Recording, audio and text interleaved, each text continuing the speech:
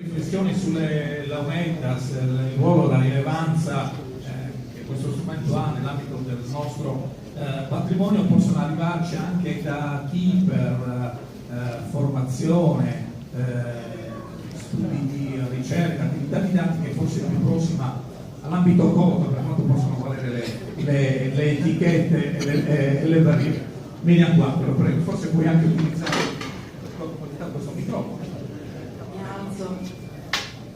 Allora, nelle feste c'è sempre qualche moscato. Oggi il ruolo tocca a me. Intanto ringrazio tutti di avermi invitato a questa festa che è veramente meravigliosa. Io appartengo a quella genea di persone che si occupa dei Beethoven e dei Mozart di cui si è parlato precedentemente. Quindi diciamo sono qui un po' abusiva. E in più aggiungo a questo il fatto che i miei bisnonni erano Carlo Fortini, i nonni pure, i genitori anche. Ho sposato un marito Carlo Fortino e quindi devo dirvi la sincera verità che a Carloforte la tradizione tabacchina non riflette neanche lontanamente la quantità e la qualità di suggestioni musicali che sono presenti nella musica della Sardegna, che io ho conosciuto appunto da esterna in una certa misura, no? Quindi quando mi è stato proposto, e ringrazio Gianfranco Ignazio per averlo fatto, un intervento appunto a questa festa, ho pensato proprio di parlare delle launetas nelle narrazioni, intendendo per narrazioni non soltanto ovviamente, non soprattutto le narrazioni scritte, ma le narrazioni appunto in generale, ciò che ci può venire narrato da qualsiasi suggestione. La frase "Une musique charmante", prego. "Une musique charmante" è di Gaston Vuillet, ritrattista e ultimo viaggiatore dell'Ottocento in Sardegna. Quindi "Une musique charmante" che me fait détourner la tête, un tableau superbe était devant mes yeux, una musica affascinante, qualcosa che a questo viaggiatore ha dato come appunto il capogiro, insomma, no? Tanto era bella e tanto rappresentava un quadro straordinario ai suoi occhi. Ma in Sardegna appunto di launetas, anche se forse in modo accidentale, insomma, più che specifico, si è parlato anche in molti ambiti ovviamente. Qui io ne ho individuato tre che sono storicamente e anche qualitativamente molto diversi. Sono tre autori che per diverse ragioni e con diverse prospettive hanno parlato della Sardegna e quindi hanno talvolta incontrato più o meno casualmente le launetas. Alfredo Ferrero della Marmora, che appunto è stato non soltanto un militare ma anche appunto scienziato, un cartografo, Max Leopold Wagner, appunto brontologo, e Maurice Delanoux, che si è occupato appunto dei rapporti tra contadini e pastori. Altra cosa evidentemente è chi invece le launetas le ha poi materialmente descritte e appunto da qui appunto inizia anche un po' un rapporto più diretto con questo strumento, no? Intanto inizia Giulio Fara, sì, forse non è comparso tutto, esatto, Mario Giulio Fara. Siamo nel 1909. La platea, diciamo, da cui si affaccia Fara è una platea quanto mai prestigiosa, è quella dei musicologi italiani che si confrontano sulla rivista musicale italiana, e appunto Fara, quando scrive, appunto parla della musica strumentale in Sardegna dicendo che è assai più originale e preziosa della musica vocale. Anche in questa, come nella musica vocale, si riscontra una grande differenza tra le diverse appunto regioni, semplice, triste, selvaggia, insomma tutta una gamma di espressioni che appunto riguardano anche l'uso per appunto delle launetas. Silvestro Baglioni, professore universitario che nella vita poi si occuperà di fisiologia del neurone, ho scoperto, ma che appunto, essendo venuto a Sassari a lavorare, si occupa da fisiologo per l'appunto delle Launetas. È molto meravigliato soprattutto della respirazione continua, della tecnica della respirazione continua, e quindi rivolge ad essa la propria attenzione, la descrive dicendo che una delle proprietà delle produzioni musicali di qualunque genere siano è che il suono mai si interrompe, non esistono pause, la capacità di poter soffiare senza interrompersi per inspirare dipende dal fatto che durante l'ispirazione toracica il cavo buccale funge da serbatoio. Insomma, parla per l'appunto di questo modo di suonare senza interruzione e aggiunge per l'appunto: calmo e tranquillo, il suonatore è capace di continuare la sua cantilena per quarti e per ore, sottolineando per l'appunto quanto questo sia un aspetto assolutamente straordinario. Abbiamo già parlato di Benson, che appunto qui ritratto nel 62, mentre il regista Antonio Lara. Negli anni 50 svolge questa straordinaria indagine sulla musica per Launetas in Sardegna, ma dobbiamo anche molto, perlomeno io devo molto a Don Giovanni Dore, perché è da lui forse la prima volta che ho sentito parlare di Launetas in maniera più estesa, nel suo volume appunto sulla musica strumentale, sulla musica sarda, che appunto esce negli anni 80. Don Dore dedica una trentina di pagine a questo strumento e quindi appunto dà finalmente come dire, il giusto spazio a un'indagine di tipo organologico.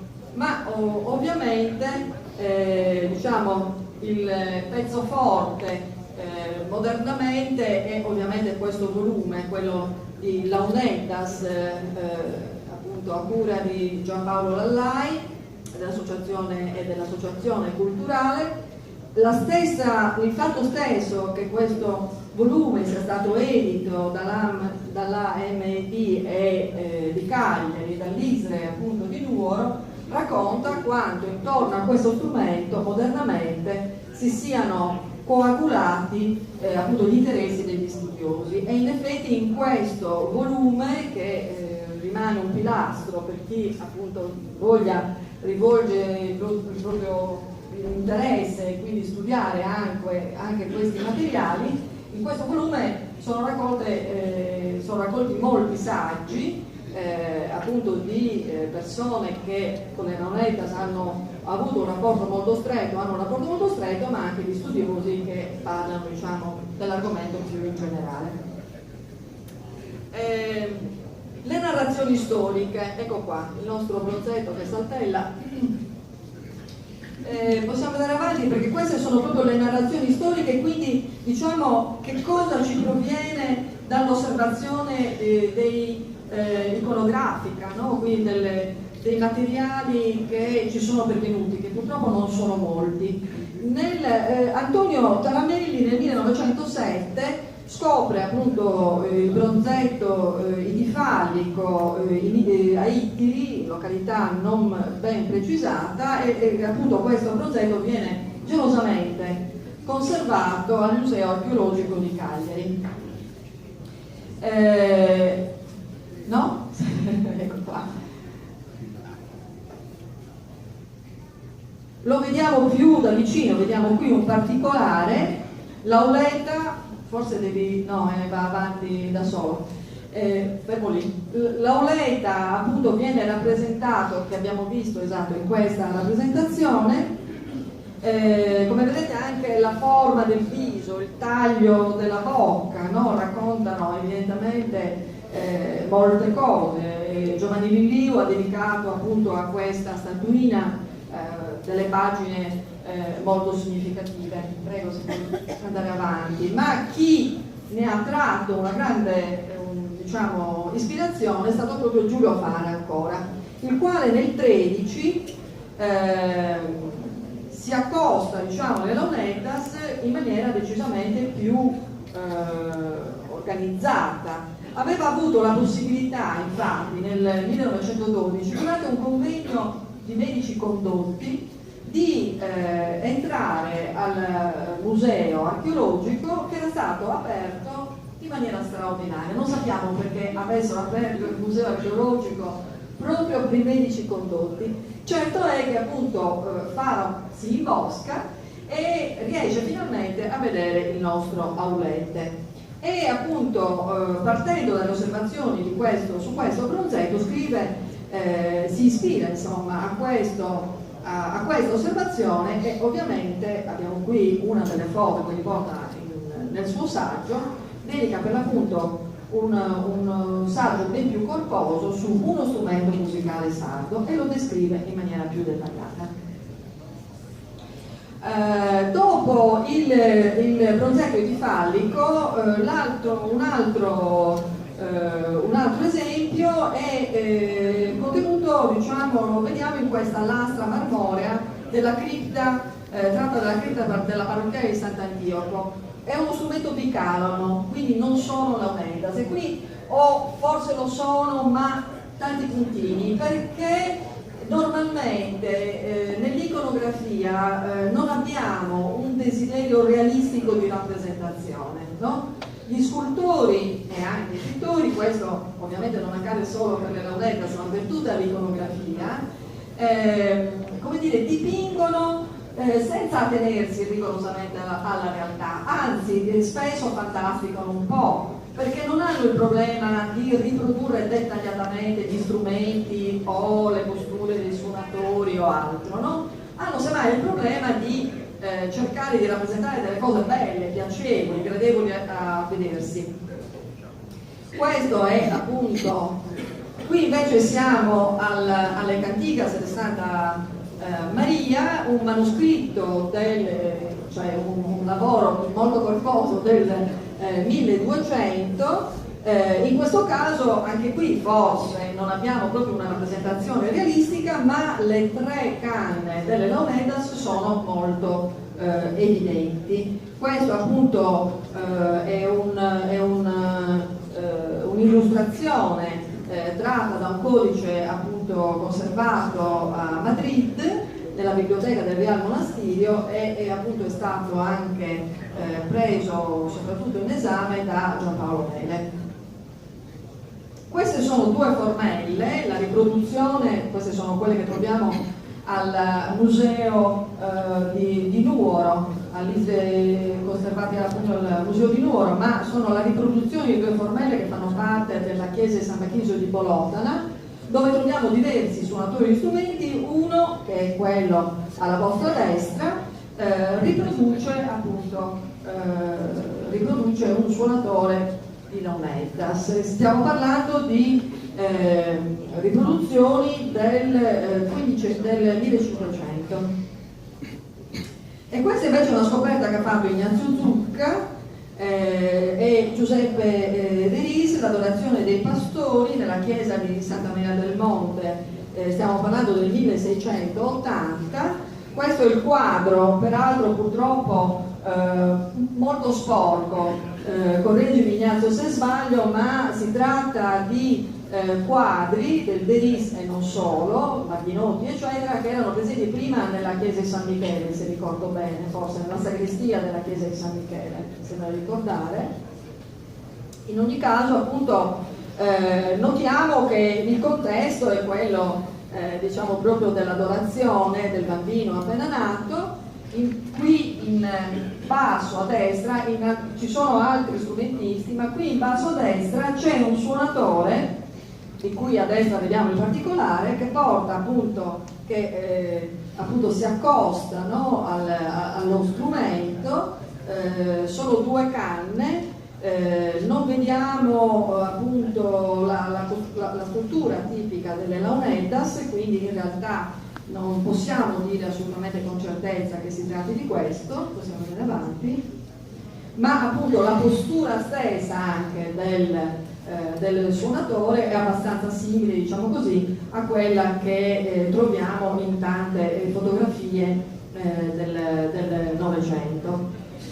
Questa cartina sta a significare, diciamo, qual è lo spartiacque. Se infatti fino al tutto il Seicento l'Italia, e quindi la Sardegna in particolare, è legata alla Spagna, prego, nel secolo immediatamente successivo, mi sto già incasinando col microfono, ecco qua, nel secolo immediatamente successivo diciamo cambia l'orizzonte. L'orizzonte si modifica radicalmente, la Sardegna passa sotto il dominio sabaudo e in Sardegna vengono a diverse riprese anche molti funzionari o studiosi che parlano della vita in Sardegna, di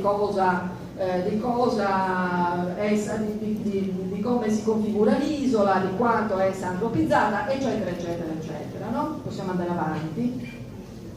E appunto nel Settecento la Sardegna è entrata ormai sotto il dominio sabaudo e questo significa soprattutto che in Sardegna arrivano i viaggiatori a diverso titolo.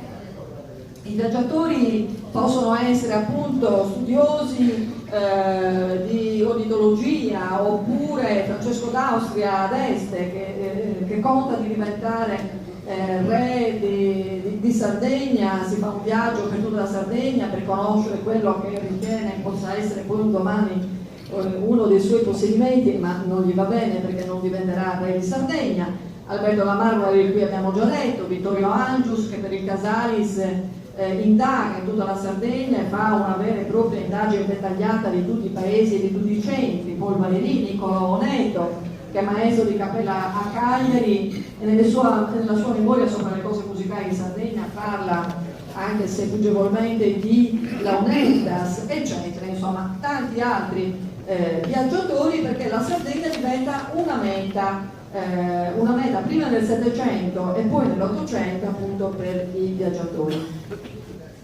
Matteo Madao, 1787, Le armonie dei sardi. Per fare un musico concerto o contrappunto i sardi adoperano 3 o 4 o anche 5 calami allo stesso tempo. Il calamo più grosso, che è il suono più grave, si porta alla sinistra insieme con gli altri 2 o 3 congiunti e attaccati, che con la sinistra mano si suonano, laddove il più piccolo, che è il suono più acuto, si tiene alla dritta e con la dritta si suona, ma i 3, i 4 e i 5 ancora suonano allo stesso tempo, ispirando insieme il fiato nei loro suffolini che portano in bocca. Una descrizione diciamo molto, molto chiara, molto evidente.